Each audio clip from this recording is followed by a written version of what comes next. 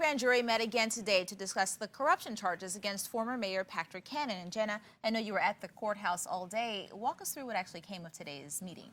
It was a giant game of sit and wait because we went there this morning with the understanding that the indictment would come down at some point today, and come the close of business, that didn't happen. I can understand why they might have expected the grand jury to come down with an indictment today, but certainly they may still be working on it. Corey Rosensteel is an attorney here in Charlotte, but the key to that is that he has nothing to do with this case at all, so he's an outside perspective. I spoke to him about why he thinks nothing has happened yet in this case. So originally, under the Constitution, they were responsible for different things, but right now the federal grand jury, basically their job is to be a fact finder, and what they do is they can interview witnesses, they can subpoena documents, they can take a look at that type of thing. I know this is a very secretive type of meeting.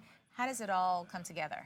So the grand jury meets at the federal courthouse. When you walk into the federal courthouse, you're greeted by federal marshals. You have to show some sort of identification in order to even get in the building, but you can't get anywhere near the room where the grand jury is meeting. And that is to make sure that the witnesses and the grand jury are not influenced in any way by anything outside of that room. When you've got somebody who is in front of the grand jury, that can sometimes work in the defendant's favor as well. One of the reasons that that is a secret is to avoid any influence on the grand jurors. It's also to avoid influence on witnesses, but it also serves a function of preventing the exposure of that type of accusation against someone when there's not probable cause to proceed against them.